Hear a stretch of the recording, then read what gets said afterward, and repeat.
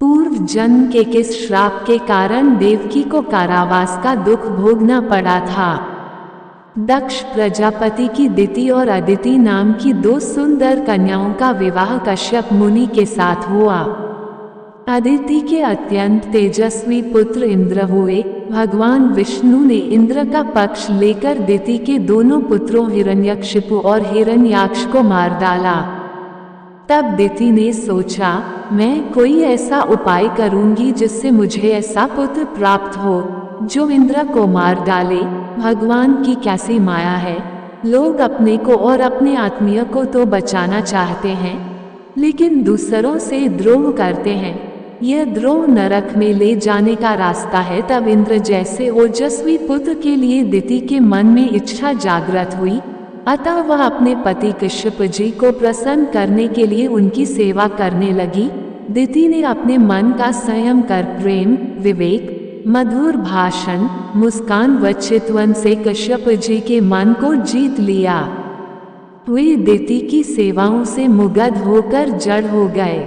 उन्होंने दिति से कहा, अब तुम जो चाहो हम करने को तैयार हैं। दिति ने देखा कि ये वचनबद्ध हो गए हैं तो उसने कश्यप जी से प्रार्थना की कि मुझे बलशाली एवं परम शक्ति संपन्न पुत्र देने की कृपा करें जो इंद्र को मार दे। यह सुनकर कश्यप जी को बहुत दुख हुआ क्योंकि इंद्र अदिति के गर्भ से कश्यप जी के बेटे हैं। उन्होंने सोचा कि माया ने मुझे पकड़ लिया।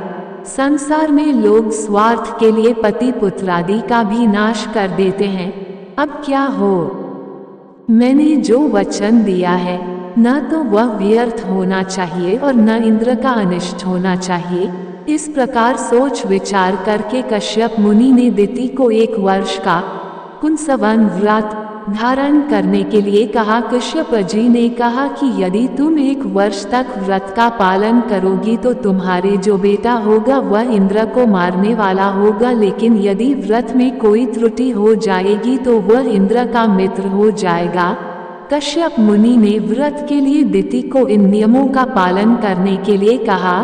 इस व्रत में किसी भी प्राणी को मन, वचन या कर्म के द्वारा सताए नहीं, किसी को शाप या गाली न दे, झूठ न बोले, शरीर के नख व बाल न काटे, किसी भी अशुभ वस्तु का स्पर्श न करे, क्रोध न करे, बिना धुला वस्त्र न पहने और किसी की पहनी हुई माला न पहने, जूठा न खाया, मांसयुक्त अन्न का भोजन न करे, शूद्र का और रजस वाला स्त्री का अन्न भी न खाए, झूठे मुंह संध्या के समय बाल खोले हुए घर से बाहर न जाए, सुबह शाम सोना नहीं चाहिए। इस प्रकार इन निषिद्ध कर्मों का त्याग कर सदैव पवित्र और सौभाग्य के चिन्हों से सुसज्जित रहे। प्रातः गाय, ब्राह्मण, लक्ष्मी जी और भगवान नारायण की पूजा करके ही कलेवा करे। सुहागिन स्त्रियों व पति की सेवा में संलग्न रहे और यही भावना करती रहे कि पति का तेज मेरी कोख में है। अपने पति की बात मानकर दिति उनके उससे सुंदर गर्भ धारण कर पुंसवन व्रत का पालन करने लगी। वह भूमि पर सोती थी और पवित्रता का सदा ध्यान रखती थी। इस प्रकार जब उसका तेजस्वी गर्भकाल पूर्ण होने को आया तो दिति के अत्यंत दीप्तिमान अंगों को देखकर अदिति को बड़ा दुख हुआ। उसने अपने मन में सोचा कि यदि दिति के गर्भ से इंद्र के समान महाबली पुत्र उत्पन्न होगा तो निश्चय ही मेरा पुत्र निस्तेज हो जाएगा। इस प्रकार चिंताग्रस्त अदिति ने अपने पुत्र इंद्र से कहा, इस समय दिति के गर्भ में तुम्हारा शत्रु पल रहा है, अतः ऐसा कोई प्रयत्न करो कि गर्भस्थ शिशु नष्ट हो जाए। दिति का वह गर्भ मेरे हृदय में लोहे की कील के समान चुभ रहा है, अतः जिस किसी भी उपाय से तुम उसे नष्ट कर दो। जब शत्रु बढ़ जाता है तब राजयक्ष्मा रोग की भांति वह नष्ट नहीं हो पाता है। इसलिए बुद्धिमान मनुष्य का कर्तव्य है कि वह ऐसे शत्रु को अंकुरित होते ही नष्ट कर डाले। चतुर राजनीतिज्ञ वही है जिसे शत्रु के घर की एक एक बात का पता हो। इंद्र कोई साधारण राजनीतिज्ञ नहीं है, अपनी माता की बात मानकर इंद्र मन ही मन उपाय सोचकर अपनी सौतेली माता के पास गए। उस पापा बुद्धि इंद्र ने ऊपर से मधुर किंतु भीतर से विषभरी वाणी में विनम्रतापूर्वक दिति से कहा, हे माता, व्रत के कारण आप अत्यंत दुर्बल हो गई हैं, अतः मैं आपकी सेवा करने के लिए आया हूँ।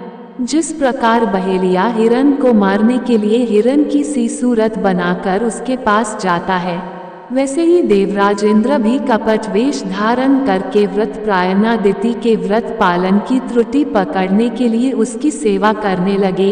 एक दिन व्रत के नियमों का पालन करते करते बहुत दुर्बल हो गई दिति से इंद्र ने कहा, माता, मैं आपके चरण दबाऊंगा, क्योंकि बड़ों की सेवा से मनुष्य अक्षय गति प्राप्त कर लेता है।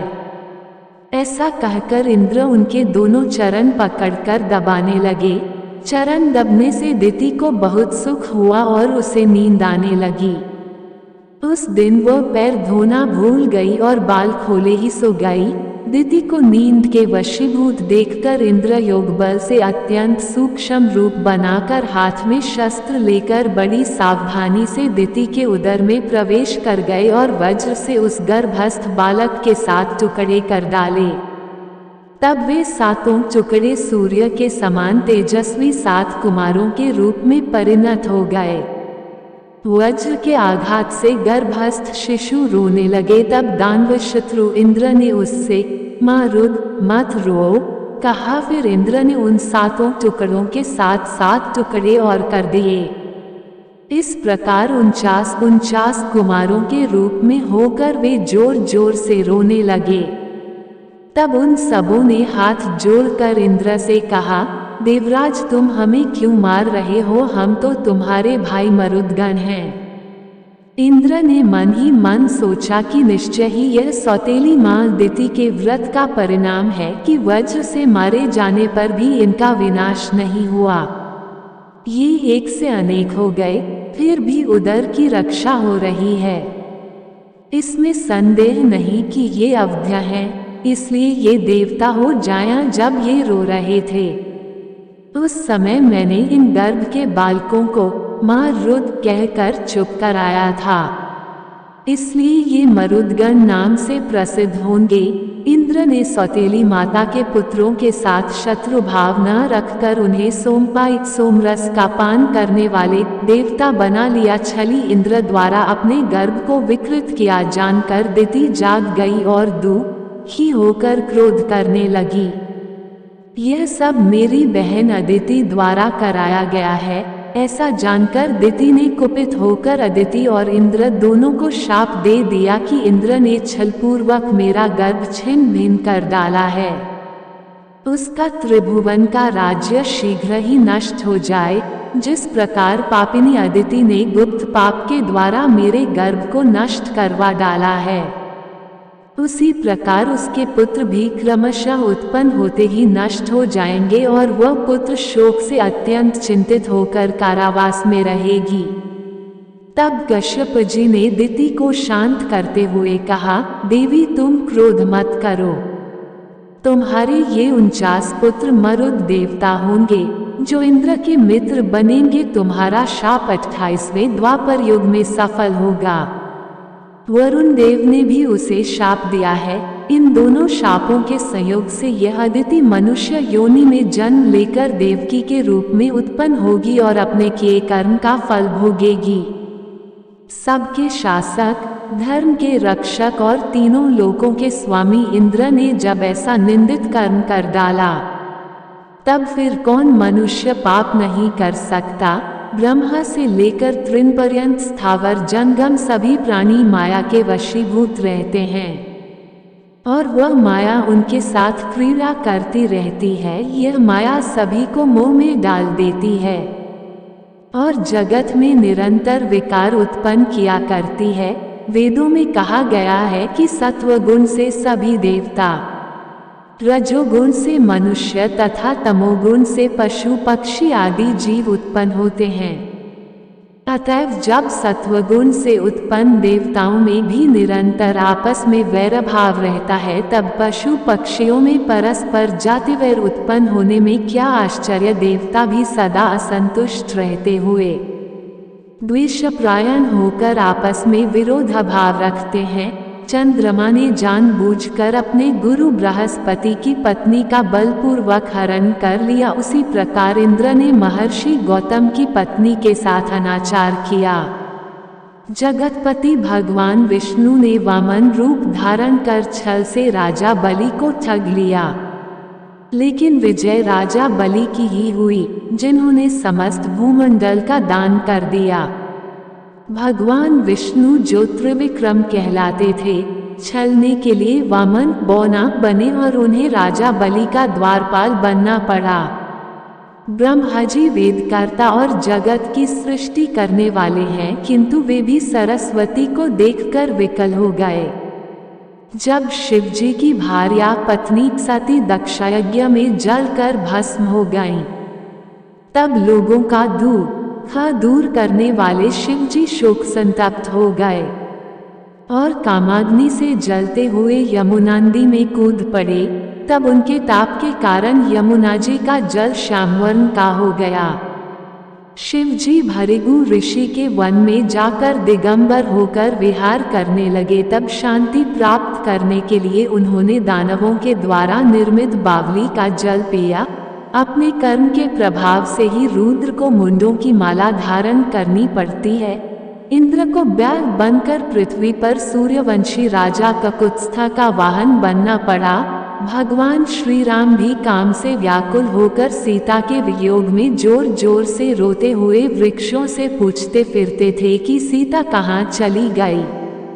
हे खगमृग, हे मधुकर श्रेणी, तुम देखी सीता मृगननी काम क्रोध अमर्ष शोक वैर प्रेम सुख दुख भय दीनता सरलता पाप पुण्य वचन मारण पोषण चलन ताप लोभ दंभ मोह कपट और चिंता आदि के भाव मनुष्य जन्म में विद्यमान रहते हैं। वे भगवान विष्णु भी शाश्वत सुख का त्याग करके इन भावों से ग्रस्त मानव का जन्म परशुराम राम कृष्ण बार बार लेते हैं। इस प्रकार इस संसार में सभी प्राणी विधि के नियमों में बंधकर सदा सुख तथा दुख से युक्त रहते हैं।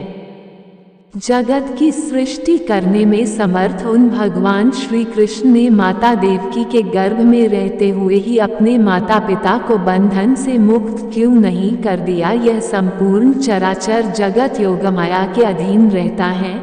ब्रह्मा से लेकर स्थावर जंगम सभी प्राणी सत्व रज तम इन गुणों के द्वारा उन्हीं में गुंथा हुआ है। इस प्रकार योग माया की बड़ी महिमा है। ब्रह्मा रुद्र इंद्र वरुण यम कुबेर अग्नि सूर्य चंद्र आदि देवता ऋषि मुनि ये सब बाजीगर के अधीन कठपुतली की भांति सदा योग माया के अधीन रहते हैं। भगवान के सभी अवतार रस्सी से बंधे हुए के समान भगवती से ही नियंत्रित रहते हैं।